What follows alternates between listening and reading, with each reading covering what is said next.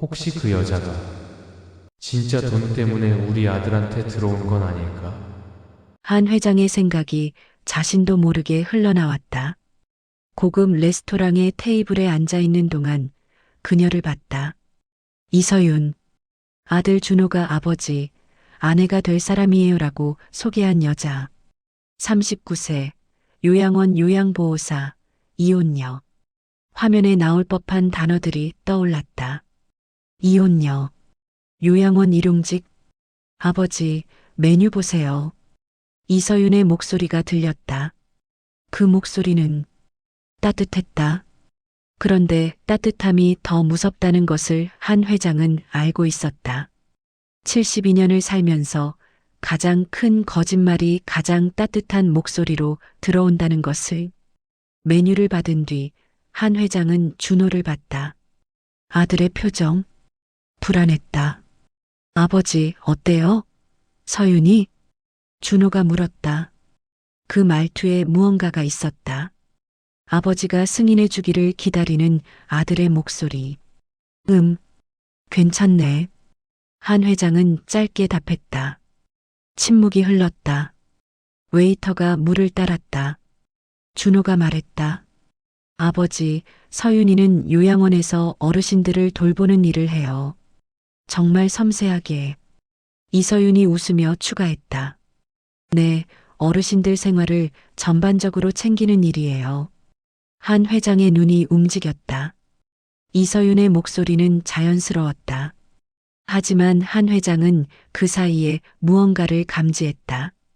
자신의 일자리를 지키기 위해 말하는 톤. 준호가 밥을 떠먹으며 말했다. 아버지, 서윤이는 정말 좋은 사람이에요. 한 회장이 물었다. 요양원 일은 많이 힘들겠네. 이서윤이 답했다. 네, 하지만 어르신들을 도울 수 있어서. 한 회장이 다시 물었다. 혼자 생활하면서 괜찮아? 침묵. 이서윤이 말했다. 네, 괜찮습니다. 그 순간 한 회장은 느꼈다. 그 대답이 거짓이 아니라는 것을. 그런데 그게 더 의심스러웠다. 혼자라고? 네. 한 회장이 잠깐 포크를 멈췄다. 그럼 남편은? 순간 테이블 위의 공기가 변했다. 이서윤의 손이 밥숟가락을 들었던 손이 잠깐 멈췄다. 아들도 혼자 말했다. 아버지. 이서윤은 천천히 입을 열었다. 5년 전에 돌아가셨어요. 돌아가셨어? 네. 준호가 재빨리 덧붙였다. 그 이후로 서윤이가 혼자 생활을 꾸려왔거든요. 정말 잘 견뎌내고 있어요. 한 회장은 그 말을 들었지만 그 말에만 집중하지 않았다. 이서윤의 표정을 봤다. 왼쪽 입가가 아주 살짝 굳었다. 남편 이야기를 할 때, 그리고 그 손, 메뉴를 들고 있는 손이 거칠었다. 정말 거칠었다. 손가락 사이에 작은 상처들이 있었다. 베인 자국들, 주방 일하느라고 난 화상 자국. 이 손은 일하는 손이다. 하지만 한 회장은 그것만으로는 판단하지 않기로 했다. 40년 전 아버지를 배신한 사람도 일을 했으니까. 1983년 12월. 한 회장 당시 31세. 그때 일이 생각났다. 아버지가 사업 파트너 김세훈에게 당했던 일. 당시 그들은 섬유 공장을 함께 운영했다. 가장 가까운 친구. 우리 평생 함께 하자. 아버지가 말했던 그 말.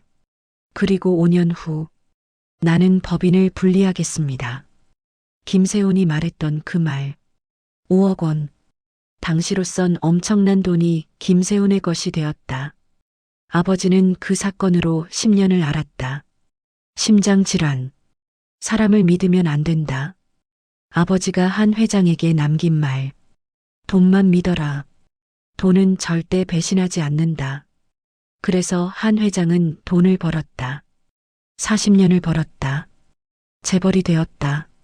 아들 준호를 부자로 키웠다. 그런데 아들이 말했다. 아버지, 저 여자가 저한테 진심입니다.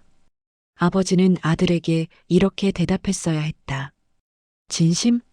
그게 뭐 하는 말인가? 그 단어는 40년 전에 죽었다. 하지만 지금 테이블 위에서 한 회장은 침묵했다. 왜냐하면 이서윤의 왼쪽 입가가 또 굳었기 때문이다. 아버지가 많이 힘드신 분이셨나 봐요. 이서윤이 갑자기 말했다. 한 회장의 눈이 들렸다. 제가 요양원에서 일하다 보면 손주를 못 보는 할아버지들이 많아요. 아내가 뭘 잘못했는지 모르면서 막 의심하고 나는 의심하지 않는다. 한 회장이 툭 내뱉었다. 그냥 조심할 뿐이다. 조심이 생존이니까. 이서윤은 그 말을 들었다. 그리고 이렇게 말했다. 조심은 좋은데요, 아버지. 조심이 너무 크면 평생 혼자가 돼요. 침묵. 아들 준호가 이서윤을 봤다. 뭔가를 말하려는 표정이었다. 하지만 한 회장이 일어섰다. 말없이. 그리고 화장실로 들어갔다. 화장실 앞에서 한 회장은 멈췄다. 거울 앞에 섰다. 72세의 얼굴.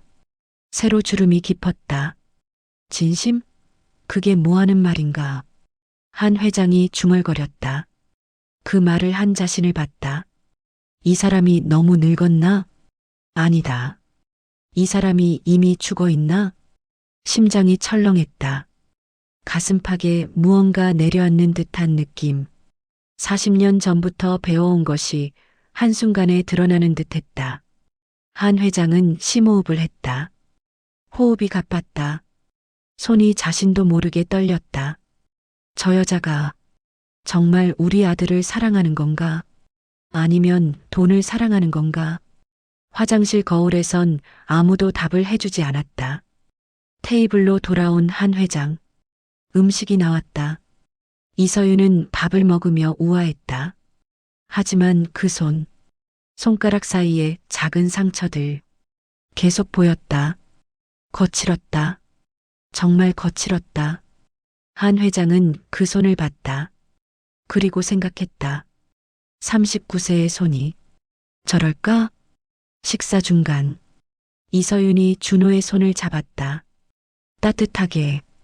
그 제스처 자연스러웠다. 연기가 아니었다. 한 회장은 그걸 봤다. 그런데 뭔가가 불안했다. 음식을 다 먹은 후 웨이터가 계산서를 내려놨다. 준호가 재빨리 카드를 집으려 했다. 한 회장이 손을 먼저 들었다. 내가 낼게. 카드를 집었다. 그리고 갑자기 물었다. 그 여자 재정 상태가 어떻게 되는 거야? 준호가 멈췄다. 아버지. 한 회장이 다시 말했다. 돈. 그 여자가 돈이 얼마나 있어? 이서윤의 얼굴이 창백해졌다. 아버지. 준호가 말했다. 서윤이는 돈이 많지 않아요. 하지만 정성이 있어요. 한 회장은 침묵했다. 그리고 생각했다. 그럼 무엇을 원하는 건가? 우리 아들? 아니면 우리 돈? 그날 밤 한 회장은 침대에 누워 있었다. 불을 꺼주는 아내 옆에 아내가 물었다. 어때? 그 여자? 글쎄, 좀 이상한데. 뭐가? 정확하지 않아. 뭔가 숨기고 있는 것 같은데. 그래, 돈이 없다고 했어. 그런데 우리 아들 보는 눈이. 한 회장은 말을 멈췄다. 아내가 물었다. 눈이 어때? 거짓이 아니야. 그게 문제다. 아내가 말했다. 당신 아직도 모르니? 뭐가? 거짓이 아닌 게 왜 이상한지? 한 회장은 답하지 않았다. 아내가 계속했다. 거짓이 아닌 여자는 뭔가 더 큰 걸 숨기고 있을 수도 있고, 아니면 진심인지 둘 중 하나지. 그 말을 들은 순간 한 회장은 결정했다. 직접 확인해야 한다. 그 여자가 뭔지 정확히 알아야 한다. 다음 날 아침 한 회장은 핸드폰을 집었다. 사설 탐정 김영사를 불렀다. 형사, 일이 하나 있어. 뭡니까? 한 여자를 조사해 줄 수 있나? 누구요? 요양원 요양보호사. 이름 이서윤. 39세. 이혼녀, 아이 둘. 알겠습니다. 근데 뭘 조사해야 하죠? 한 회장은 잠깐 침묵했다. 그리고 말했다. 그 여자가 진짜인지 가짜인지 그게 전부다. 전화를 끊은 후 한 회장은 창밖을 봤다. 새벽 5시 요양원으로 가는 시간이 다가오고 있었다. 그 여자가 일을 시작하는 시간. 한 회장의 가슴이 철렁했다. 직접 보러 가자. 그 여자가 뭔지 직접 눈으로 확인하자. 이서윤을 보기 전까지 한 회장은 결론을 내릴 수 없었다. 신뢰할 수도 없고 거절할 수도 없고 그저 의심만 할 수 있었다. 40년 전부터 배워온 대로 의심이 생존이니까. 새벽 5시 한 회장은 아파트를 몰래 빠져나갔다. 고급 승용차를 타고 요양원 방향으로 향했다. 이서윤을 따라가기로 했다. 그 여자의 실제 모습을 보기 위해. 요양원 주차장. 이서윤이 검은 간호복을 입고 들어갔다. 한 회장은 차 안에서 기다렸다. 그리고 1시간 후 이서윤이 나왔다. 인상이 달랐다. 식탁 위에 따뜻한 표정이 아니었다. 피로했다. 무언가를 꾹 누르는 표정. 한 회장이 차 시동을 걸었다. 미행을 시작했다. 한 회장은 믿을 수 없는 장면을 봤다. 이서윤이 골목에서 폐지를 주우고 있었다. 종이박스, 알루미늄 캔, 플라스틱 병. 한 손에는 쇼핑백 2~3개. 다른 손으로는 폐지를 담고 있었다. 햇빛이 뜨거웠다. 이서윤의 이마에 땀이 흘렀다. 손은 더 거칠어 보였다. 휴지를 찾아 손가락 사이를 닦았다. 그 손가락 사이. 어제 밥상 위에서 본 것보다 더 많은 상처들이 있었다. 베인 자국들, 주방 일하느라고 난 화상 자국들. 한 회장의 가슴이 철렁했다. 39세가 이 모습을. 이서윤은 폐지를 수거소에 내려놨다. 저울이 울렸다. 2킬로예요. 2,000원이 나오네요. 주인이 말했다. 이서윤은 고개를 끄덕였다. 감사합니다. 한 회장은 그 목소리를 들었다. 감사의 목소리였다. 진짜로. 오후 2시 이서윤은 이번에는 식당 주방에 들어갔다. 한 회장은 식당 밖에서 기다렸다. 2시간. 2시간이 지났을 때 이서윤이 나왔다. 손이 빨갰다. 뜨거운 물에 담갔던 흔적. 손가락이 주름져 있었다. 오후 5시 이서윤은 편의점에 들어갔다. 이번엔 밤샘 알바. 어서 오세요. 밝은 목소리였다. 한 회장은 편의점 맞은편 커피숍에 앉아서 봤다. 그 여자의 움직임. 신속했다. 손님을 응대하고 물건을 정렬하고 계산하고. 밝은 목소리. 하지만 한 회장은 그 목소리 뒤에 있는 것을 봤다. 눈. 눈의 초점이 어딘가 멀리 가 있었다. 신체는 여기 있지만 마음은 어딘가 다른 곳에 있는 눈. 밤 10시. 이서윤은 아파트에 들어갔다. 한 회장은 아파트 건너편 카페에서 봤다. 아들 준호의 집이라는 걸 미리 알고 있었다. 창문을 통해 보였다. 아이들이 잠들 때까지 기다리고 있는 모습. 건이가 엄마 배고파라고 말했을 때 이서윤은 부은 손을 움직였다. 간단한 계란말이를 만들었다. 건이가 먹는 동안 이서윤은 아이를 바라만 봤다. 그 표정. 희생. 순수한 희생의 표정. 밤 11시. 이서윤은 아이들 곁에 누웠다. 침대에 누운 건이와 유리 옆에. 손으로 천천히 건이의 머리를 쓰다듬었다. 거친 손. 따뜻한 손. 내일도 힘내, 엄마가. 이서윤이 중얼거렸다. 그것은 아이들을 위한 말이 아니었다. 자신을 위한 말이었다. 자신을 주문하는 말이었다. 한 회장은 아파트 건너편에서 그 장면을 봤다. 그리고 처음으로 72년을 살면서 처음으로 눈물이 흘렀다. 돈이 많아서 울지 않았다. 아들 때문에 울지 않았다. 손자 때문에도 울지 않았다.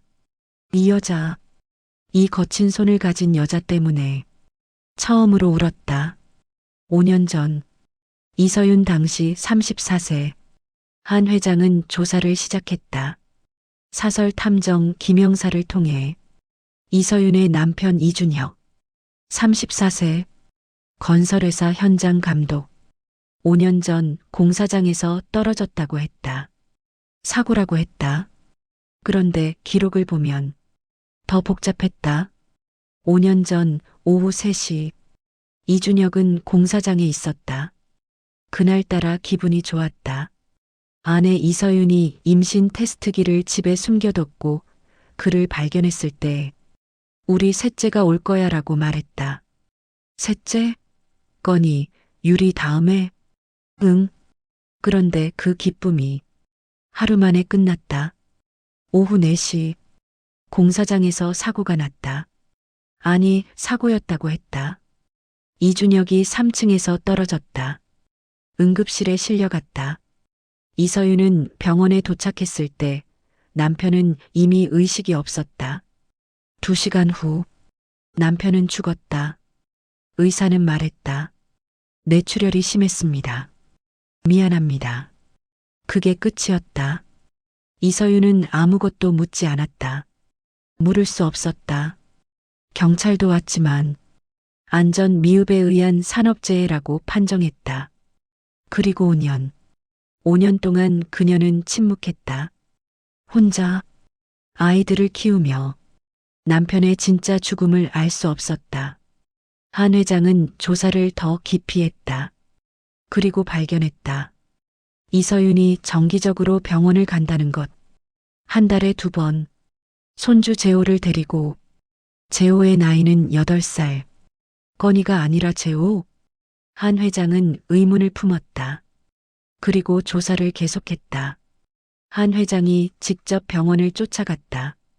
이서윤과 재호가 소아과 입구에 들어가는 것을 봤다. 30분 후 나왔다. 재호는 팔에 밴드를 붙이고 있었다. 검사 자국. 혈액 검사. 한 회장의 심장이 철렁했다. 재호가 뭔가 아픈 건가? 그 다음 날 약국. 이서윤이 약국에 들어갔다. 재호의 손을 잡고 처방전을 제시했다. 약사가 준비했다. 약값 18만 원. 이서윤이 카드를 꺼냈다. 죄송합니다. 이 카드는 거절됐습니다. 그 음성. 한 회장은 알고 있었다. 카드 거절음. 그 다음은 또 다른 카드. 이것도 거절됐어요. 그리고 또 다른 카드. 셋 다 모두 거절. 이서윤은 표정을 흐리지 않았다. 괜찮습니다. 다음 달에 올게요. 그렇게 말했다. 약사가 잠깐 곤란해하다가 일단 좀 있어봐요. 다른 곳으로 가서 무언가 했다. 1분 후 약사가 돌아왔다. 원래는 안 되는데 이번엔 괜찮아요. 가져가세요. 약사의 눈에 뭔가가 있었다. 연민. 그리고 이서윤이 돌아설 때 현금을 꺼냈다. 동전. 1,000원짜리, 500원짜리, 18만 원을 모두 현금으로 냈다. 그 동전을 세는 손. 떨렸다. 한 회장이 그것을 봤다. 떨리는 손. 병원비. 약가. 그리고 재호의 팔 위에 밴드. 한 회장의 머리에 갑자기 무언가가 떠올랐다. 5년 전 이서윤의 남편 사망. 산업재해 사고라고 했지만 혹시 한 회장은 차 안에 앉아 있었다. 주차장에 핸드폰을 집었다. 김영사에게 전화했다. 형사, 5년 전 이서윤의 남편 사망 건 다시 조사해 줄 수 있나? 사건 번호가 알아봐. 이준혁, 34세, 건설회사 현장 감독. 알겠습니다. 근데 왜? 한 회장은 잠깐 침묵했다. 그리고 말했다. 그 사람이 사고가 아닐 수도 있다. 사고가 아니라면? 한 회장은 차창 밖을 봤다. 약국에서 나오는 이서윤과 재호. 그 여자의 표정, 낮고 차분했다. 하지만 그 눈에는 뭔가가 있었다. 오래된 슬픔, 그리고 무언가를 꾹 눌러두는 표정. 한 회장이 말했다. 그 여자가 뭔가 알고 있을 것 같다. 그날 밤, 한 회장은 침대에 누워 있었다. 아내 옆에 아내가 물었다. 뭐 했어? 하루 종일? 조사했어? 뭘? 그 여자의 남편. 5년 전에 죽었다고 했는데. 그래. 죽음이 깨끗하지 않을 수도 있다. 침묵. 아내가 말했다. 그럼 그 여자는 왜 우리 아들한테? 한 회장은 그 질문에 답하지 않았다. 대신 다시 생각했다. 72년 동안 배워온 것들. 돈은 절대 배신하지 않는다. 아버지의 말. 그런데 이서윤은 돈을 거절했다. 아이들을 위해, 아이에게 약을 사주기 위해. 카드가 거절되는 상황에서도 눈물 한 번 흘리지 않고 동전을 세며 약을 샀다. 한 회장의 손이 아내의 손을 잡았다. 그리고 말했다. 내가 뭔가 크게 놓치고 있는 것 같다. 아내는 대답하지 않았다. 침묵만이 흘렀다. 그 침묵 속에서 한 회장은 깨달았다. 의심. 그것이 모든 것을 가렸다. 돈만 본다고 배워온 눈. 그 눈에는 진심이 보이지 않았다. 그런데 이제 와 보니 그 거친 손, 그 떨리는 손, 그 동전을 세는 손, 모두가 진심이었다. 한 회장의 지시는 단호했다. 형사, 그 남편 사건 파일을 다시 열어줄 수 있나? 이준혁 사건요? 응. 5년 전 건설 현장 사망 사건. 사설 탐정 김영사는 3일 후 한 회장을 찾아왔다. 파일을 들고 두껍지 않은 파일이었다. 형사, 이게 다야? 네, 회장님. 당시에는 안전 미흡에 의한 산업재해로 종결됐습니다. 산업재해? 네. 별다른 수사 없이 한 회장이 파일을 펼쳤다. 사진들이 나왔다. 공사장 사진, 3층 높이, 떨어진 흔적, 그리고 한 줄의 CCTV 영상 스크린샷. 이 영상은 당시 경찰은 못 봤대요. 앵글이 안 좋아서. 김영사가 말했다. 근데 제가 시뮬레이션 해본 결과 그 순간 화면을 켜줬다. CCTV 영상. 이준혁이 3층 위에서 작업 중이었다. 그리고 갑자기 누군가가 뒤에서 손을 밀었다. 아니, 떨어뜨렸다.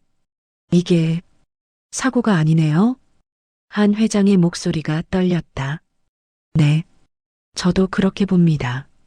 근데 당시 경찰 조사 기록이 이상합니다. 뭐가?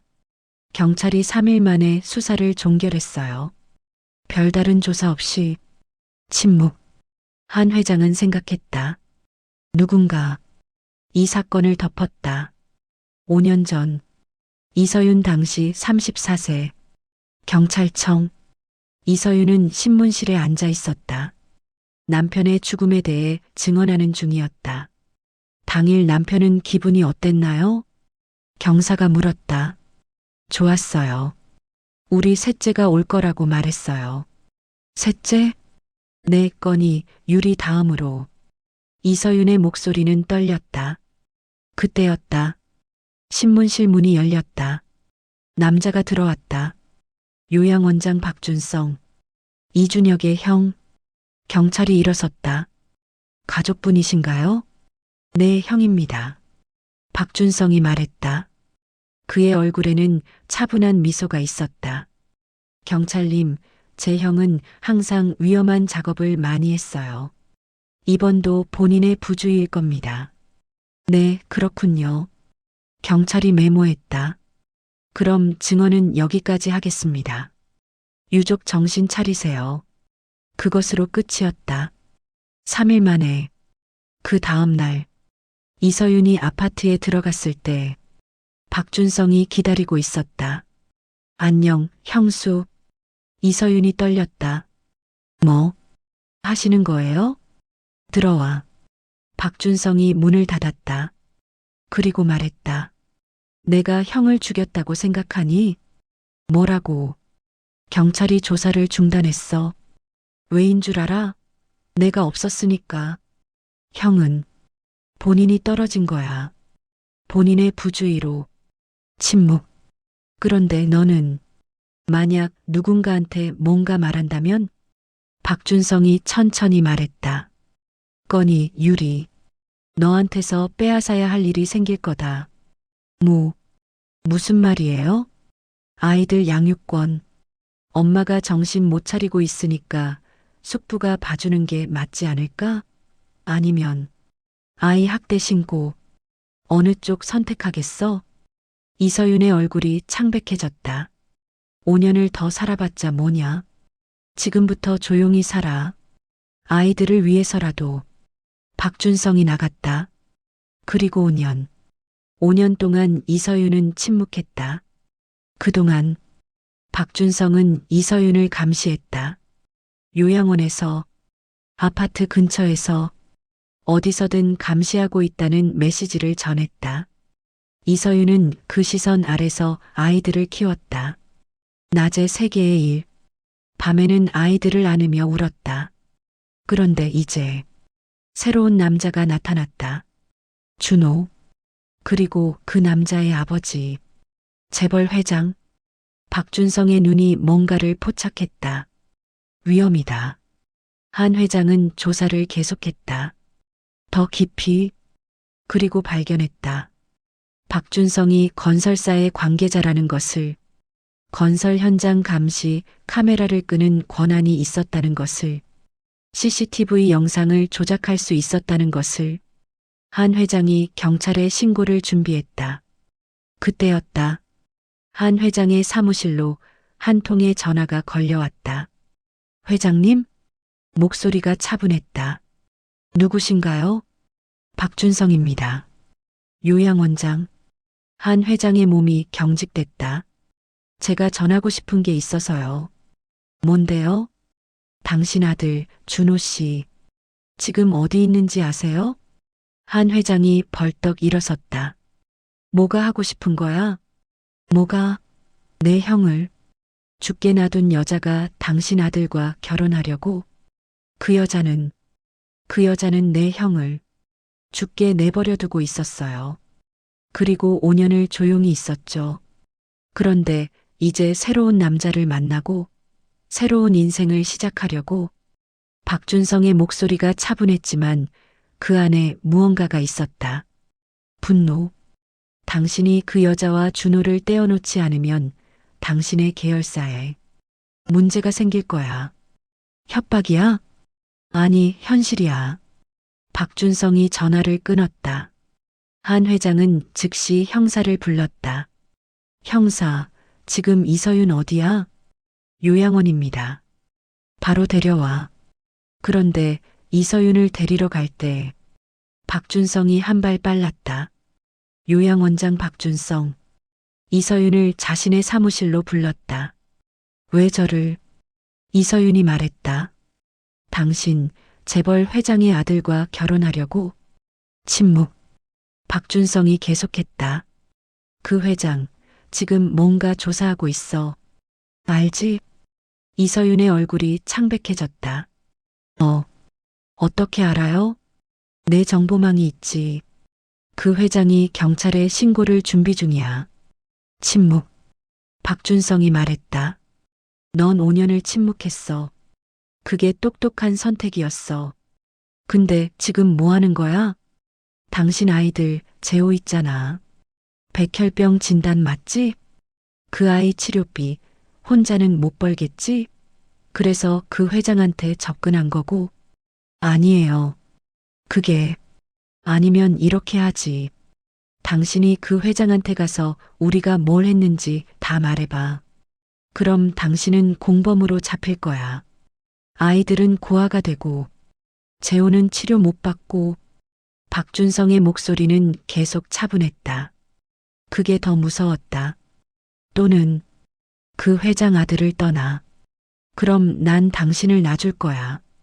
당신이 사라지면 난 이 일을 영원히 덮을 수 있어. 난 할 수 있으니까. 이서윤은 말 못했다. 눈물이 흘렀다. 그날 밤, 한 회장은 침대에 누워 있었다. 아내는 자고 있었다. 한 회장은 생각했다. 그 여자가 뭔가 알고 있다. 그런데 목말하고 있다. 무언가에 협박당하고 있다. 다음 날 아침, 한 회장은 준호를 불렀다. 준호야. 준호가 들어갔다. 아버지, 뭐 하세요? 한 회장이 물었다. 서윤이랑. 행복해? 네, 당연하죠. 그럼 너한테 뭔가 비밀이 있어? 준호가 멈췄다. 뭐라고요? 서윤이 말이야. 뭔가 숨기고 있어. 내가 봐서 알아. 아버지, 그게 무슨. 한 회장이 준호의 눈을 봤다. 너, 그 여자를 진심으로 사랑해? 네, 당연하죠. 한 회장이 일어섰다. 그럼 진심으로 그 여자를 지켜야 해. 아무리 추해도, 아무리 어두워도. 아버지, 뭔 말씀이. 난 조사했어. 그 여자의 남편. 사고가 아니야. 준호의 얼굴이 창백해졌다. 뭐라고? 그리고 지금 누군가가 그 여자를 협박하고 있어. 내가 느껴. 한 회장이 준호를 봤다. 이제부터 우리가 그 여자를 지켜줘야 한다. 한 회장의 연락을 받은 준호와 이서윤은 아버지 사무실로 들어갔다. 두 사람 모두 창백했다. 앉아. 한 회장이 말했다. 준호가 이서윤의 손을 잡았다. 아버지, 저희가. 한 회장이 손을 들었다. 내가 할 말이 먼저 있어. 넌 이미 알지만. 한 회장이 이서윤을 봤다. 서윤이, 그 남편 얘기 좀 해줄 수 있어? 이서윤이 천천히 입을 열었다. 사고가 아니었어요. 그래. 내가 조사했어. CCTV로. 한 회장이 계속했다. 그리고 넌 5년을 침묵하고 있었어. 네. 누가 협박했어? 이서윤의 눈에 눈물이 맺혔다. 박준성, 요양원장. 준호가 벌떡 일어섰다. 뭐? 그 사람이 나한테 말했어. 만약 내가 뭔가 말하면 아이들 양육권을 빼앗겠다고. 또는 아이 학대 신고를 하겠다고. 이서윤이 목이 메어 말했다. 그래서 난 침묵했어. 아이들을 지키기 위해서. 한 회장이 이서윤을 봤다. 그리고 천천히 일어섰다. 잘했어. 너는 잘했어. 아이들을 지켰어. 이서윤이 눈물을 흘렸다. 이제부터 우리가 지켜줄 거야. 넌 혼자가 아니야. 다음 날, 한 회장은 박준성에게 전화했다. 박준성 과장?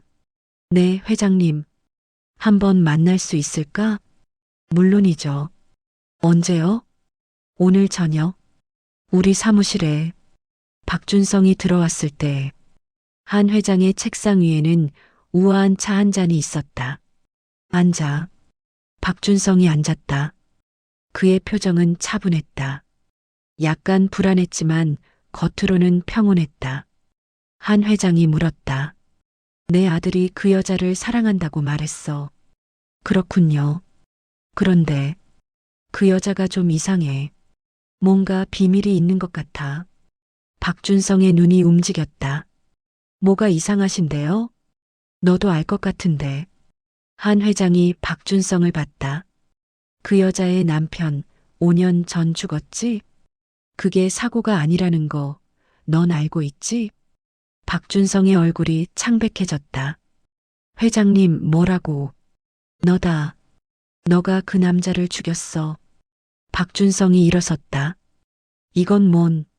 그리고 그 여자를 5년간 협박했어. 아이들 양육권으로. 한 회장의 목소리가 낮아졌다. 냉철했다. 넌 법정에서 이 모든 걸 설명해야 할 거야. 박준성이 나가려고 했다. 그때 책상 아래에 녹음기가 켜져 있었다. 한 회장의 손가락이 빨간 버튼을 눌렀다. 녹음이 중단되었다. 아니, 저장되었다. 지금 뭐 했는데? 박준성이 물었다. 한 회장이 조용히 웃었다. 정의를. 박준성이 나가려다 멈췄다. 그리고 돌아섰다. 그래. 내가 했어. 낮고 거친 목소리였다. 존댓말에서 반말로 변했다. 내가 형을 죽였어. 한 회장이 자리에 앉았다. 박준성이 계속했다. 그 남자, 형이 자꾸 나한테 이러고 저러고 했어. 형이 성공했으니까. 형이 돈이 많았으니까. 박준성의 목소리가 떨렸다. 그래서 혼자 생각했어. 형이 죽으면 보험금 5억 원이 나온다고. 그럼 난 마침내 누군가가 될 수 있을 거라고. 그 여자는? 한 회장이 물었다. 형수? 그년한테 말했지. 이 일을 말하면 아이들 빼앗겠다고. 그럼 조용히 있을 거라고. 그래서 5년을 그렇게 있었지. 박준성이 의자에 앉았다. 마치 무언가가 풀려나가는 것처럼. 근데 이제 와 보니 내가 뭘 했는지 모르겠어. 그냥 죽이고 싶었어. 내 형을, 내 형수를. 자꾸 걸리적거리니까. 박준성의 눈에 눈물이 흘렀다. 하지만 그것은 속죄의 눈물이 아니었다. 절망의 눈물이었다. 그 순간 사무실 문이 열렸다. 경찰이 들어왔다. 박준성님, 살인 혐의로 체포하겠습니다. 1개월 후 법정. 검사가 말했다. 피고인 박준성은 5년 전 건설 현장에서 형인 이준혁을 살해하고 피해자의 아내 이서윤을 5년간 협박한 혐의로 기소되었습니다. 박준성은 법정에 앉아 있었다. 목이 내려앉아 있었다. 판사가 선고했다. 피고인에게 징역 25년을 선고합니다. 법정이 조용했다. 그리고 한 회장이 이서윤의 손을 잡았다. 이서윤이 흐느껴 울었다. 5년. 5년 동안 누르고 있던 눈물이 흘렀다. 6개월 후 교회. 준호와 이서윤의 결혼식. 작은 식이었다. 하지만 따뜻했다. 한 회장이 이서윤의 손을 잡고 재단으로 데려갔다. 이미 그는 그녀의 아버지 역할을 하고 있었다. 아버지, 감사합니다. 이서윤이 속삭였다. 한 회장이 웃었다. 나도 감사해야지. 너 때문에 난 다시 살아났어. 결혼식 후 한 회장은 손주들에게 둘러싸였다. 건희, 유리 그리고 재호. 백혈병 진단을 받은 재호는 이제 치료를 받고 있었다. 좋은 병원에서 할아버지, 할아버지. 아이들이 안겼다. 한 회장이 그들을 안았다. 우리 손주들, 할아버지가 지켜줄 거야. 그 다음 날, 한 회장은 이서윤과 아이들을 데리고 묘지로 갔다. 이 사람이 너희 아빠다. 한 회장이 이서윤에게 말했다. 이준혁의 무덤. 5년을 잘못 묻혀있던 그곳. 이서윤이 무릎을 꿇었다. 남편, 이제야 나왔어. 미안해. 정말 미안해. 눈물이 흘렀다. 깊고 오래 누르고 있던 눈물이. 건희가 엄마의 등을 쓸어줬다. 엄마 괜찮아. 아빠도 알아. 엄마가 열심히 살았다는 거. 우리도 알아. 8살 아이의 말이었다. 하지만 그것은 가장 사실이었다. 한 회장이 바라봤다. 무덤 앞. 아내와 손자들, 그리고 이서윤. 이제 우리 가족이 된 그 여자. 한 회장은 천천히 무릎을 꿇었다. 73세의 몸. 무릎을 꿇으면서 신음이 나왔다. 하지만 그는 꿇었다. 이준혁이 미안해. 내가 너의 죽음을 알아내지 못했고 너의 아내가 5년을 고통받게 했어. 한 회장이 중얼거렸다. 하지만 이제 우리가 지켜줄 거야. 그 여자도 아이들도. 바람이 불었다. 무덤 위에 마치 누군가 대답하는 것처럼. 1년 후 한 회장은 회사 사무실에 앉아 있었다. 그런데 이제 그의 책상에는 가족 사진이 있었다. 준호, 이서윤, 건희, 유리, 재호. 그리고 자신. 핸드폰이 울렸다. 아버지, 준호의 목소리였다. 서윤이가 또 아이를 낳을 거래요. 한 회장이 웃었다. 그래. 네. 아버지 이름을 따서 지으려고 해요. 침묵. 한 회장의 눈에 눈물이 맺혔다. 72년을 살면서, 75년을 살면서 이렇게 울어본 적이 없었다.